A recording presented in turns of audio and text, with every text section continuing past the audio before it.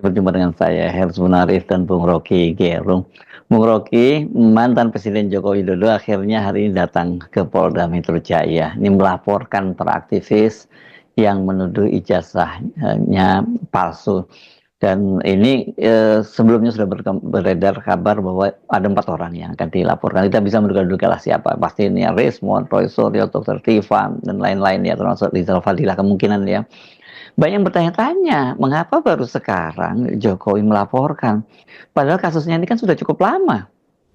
Wow, ini akan jadi berita abad ini. Presiden Jokowi tiba untuk memperkenalkan aktivis-aktivis yang mempersoalkan ijazahnya. Nggak ada soal itu.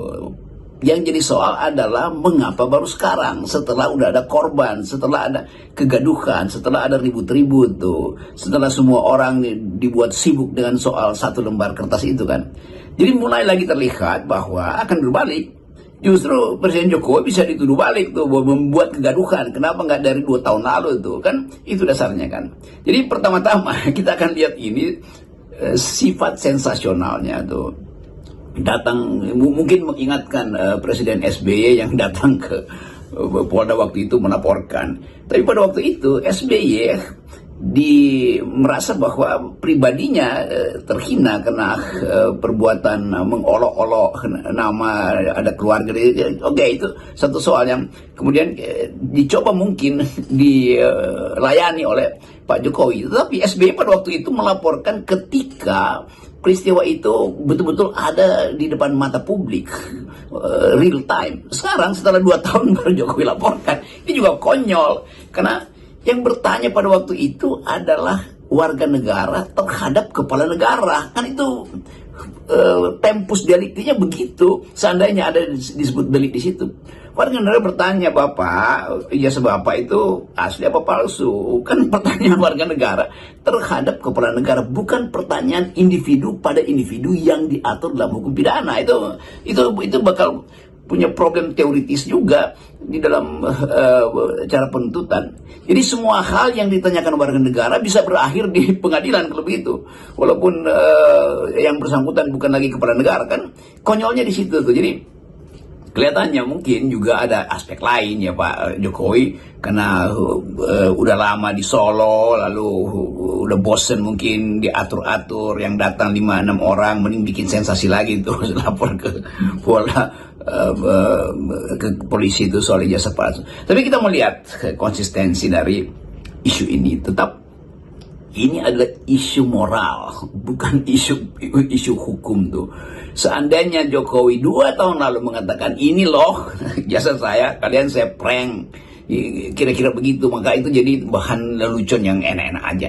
Tetapi setelah 2 tahun, setelah banyak korban karena soal ini, setelah perselisihan bangsa itu, setelah isu ijazah palsu menimbulkan perselisihan tuh, saling membenci, saling mengintip kelemahan, lalu disibukkan dengan alumni segala macam. Jadi kegaduhan itu yang buat adalah Jokowi. Kenapa? Karena dia menunda pertanyaan publik itu. Dan kita tahu di dalam bahasa, di dalam wisdom politik, setiap penundaan ada perencanaan kejahatan. Jadi nggak salah loh ya kalau banyak yang menyebut nih Jokowi masang jebakan gitu. Karena sudah ada 2 orang setidaknya yang jadi korban gitu, dan akan ada korban-korban berikutnya.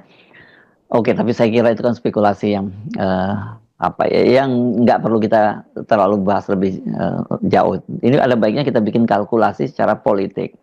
Mengapa Jokowi akhirnya membawa kasus ini kerana hukum, dan dia memilih melaporkannya itu ke Polda Metro Jaya, bukan di Solo yang sekarang tempat dia berdomisili.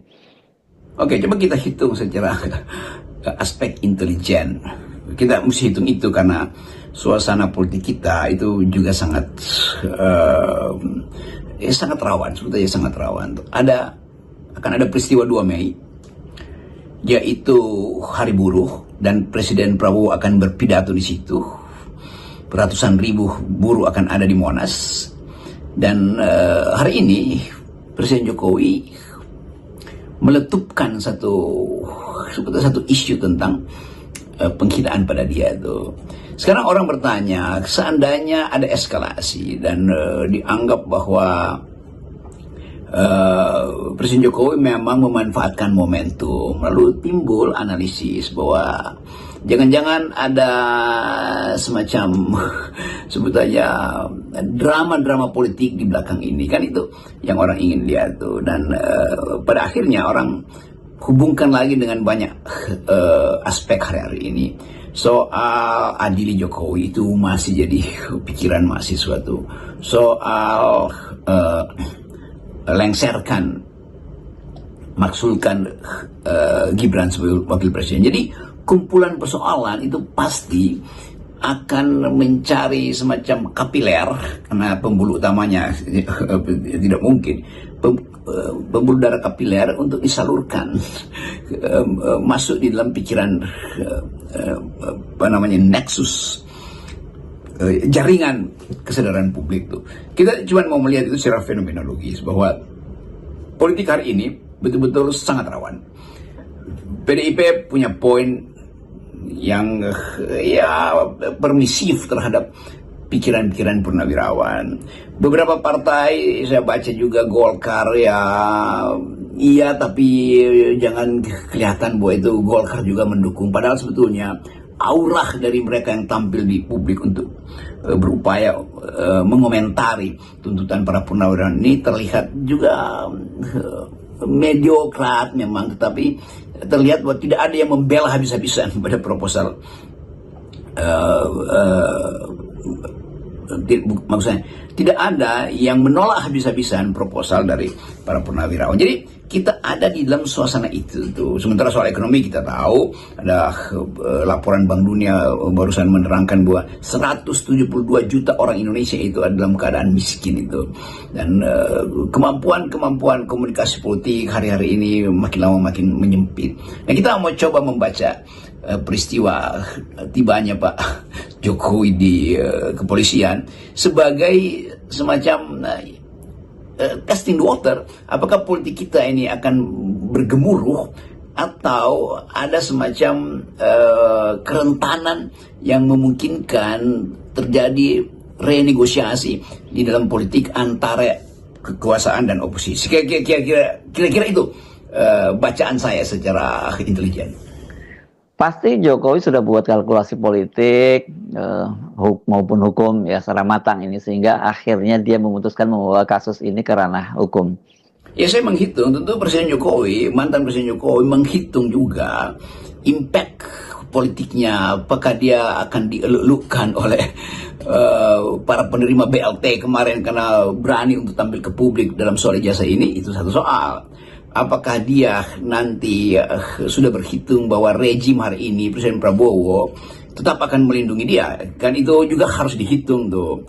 Yang ketiga, apakah para buzzer influencer ini betul-betul masih terpelihara sebagai penjamin bahwa tibanya Jokowi ke ruang publik karena urusan kriminal ini betul-betul bisa dibela melalui headline lagi? Kan itu semua pasti dihitung oleh Pak Jokowi, dan mungkin hitungan dia itu ya udah datang aja buka persoalannya. Itu nggak ada soal sebetulnya tuh.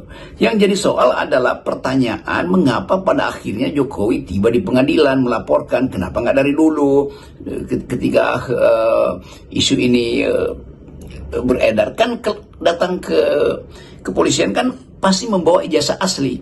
Nah, apa bedanya membawa ijazah asli ke depan kepolisian dan membawa ijazah asli itu ke depan Roy Suryo, Dr. Tiva, Raymond, Sianipar atau Fadila, dan semua itu yang kita ingin pertanyakan secara moral, secara etis. Dan apalagi ada dua orang yang udah terhukum itu, Bambang Tri dan Gus Nur. Jadi sekali lagi ini soal yang akan dinilai secara moral. Ngapain Presiden Jokowi itu pada akhirnya datang? Kalau pada awalnya dia bisa cegah orang masuk penjara kan? Kan akhirnya dilihat lagi nih, ini manusia ini karakternya apa? Pendendam, menyimpan amarah, menjebak orang, kan itu dasarnya kan.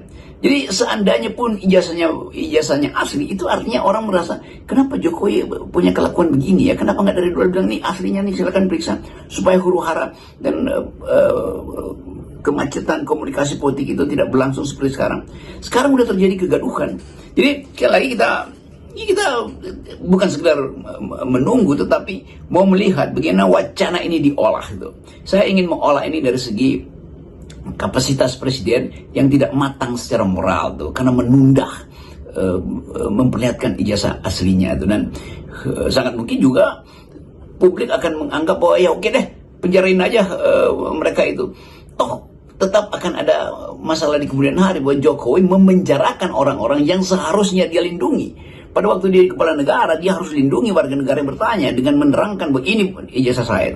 Jadi sekali lagi saya tetap ingin pantau ini sebagai problem moral dari seorang mantan kepala negara yang pada akhirnya tumbuh sebagai seorang pendendam, seorang yang menyimpan menyimpan strategi. Padahal ini strategi yang sebetulnya apa pentingnya menyimpan strategi untuk hal yang pada akhirnya menyebabkan negara ini terpecah dalam opini, terpecah di dalam persaingan politik, bahkan terpecah di dalam kejujuran. Saya kira kita bisa pastikan Bung Rocky dengan langkah Jokowi ini tidak semata soal ijazahnya, tapi juga soal Gibran yang posisinya dipersoalkan oleh para purnawirawan TNI. Dan kita tahulah ini semua manuver segala macam itu muaranya adalah Pilpres 2029. Oh ya, saya melihat bahwa peristiwa ini Pak Jokowi datang itu artinya buka front. Itu dasarnya tuh. Begitu front terbuka, mereka mulai melakukan konsolidasi. Dan pada saat yang sama oposisi juga lakukan konsolidasi. Jadi begitu front dibuka, maka paket peristiwa langsung terlihat tuh. Paketnya adalah Jokowi dan Gibran. Kira-kira itu isinya kan. Kan begitu Jokowi masuk di dalam sensasi headline, maka tidak akan pindah isu itu pada Jokowi, tetap justru akan terkait impactnya itu, spill overnya itu, percikannya itu ke Gibran. Maka isu pemaksulan Gibran juga akhirnya jadi satu paket kan, kira-kira begitu. Dan sekali lagi kita mau terangkan ini untuk membaca bahwa negeri ini memang lagi diaduk-aduk oleh ketidakpastian, lagi diaduk-aduk oleh ketidakjujuran tuh, dan orang mau balikin itu. Jadi moral call itu yang diminta publik terhadap Presiden Prabowo, kembalikan semacam kejujuran moral dalam membenahi negeri ini. Dan Presiden Prabowo udah mulai dengan memperlihatkan konsistensi, yaitu bukan menghalangi tapi menghentikan, dan memang ada momentum untuk menghentikan karena efisiensi proyek-proyek dari Jokowi. Jadi de-Jokowisasi itu sebetulnya sudah terjadi.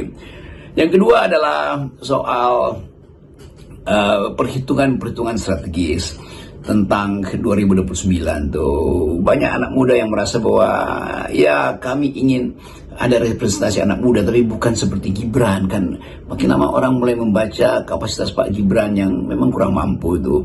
Kapasitas intelektual, kapasitas moral juga dipertanyakan. Jadi sebetulnya problem kita adalah membaca moral defisit yang terjadi di dalam kehidupan politik kita akibat disodorkannya Gibran oleh ayahnya yang waktu itu wakil presiden melalui sistem nepotisme di Mahkamah Konstitusi. Jadi sinopsisnya begitu, dan makin crystallize, makin mengerucut, ya makin makin mengkristal,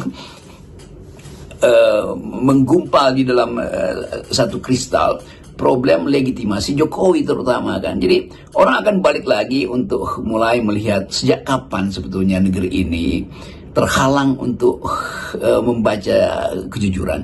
Sejak kapan negeri ini terprosok ke dalam salah pilih pemimpin. Sejak kapan negeri ini mendiamkan sesuatu yang busuknya. Jadi itu sebetulnya yang saya sebut tadi, legitimasi lebih penting daripada legalitas. Moral call ini akan terus berlangsung. Kenapa? Karena peristiwa-peristiwa di masa lalu pada akhirnya menumpuk di masa hari ini dan mulai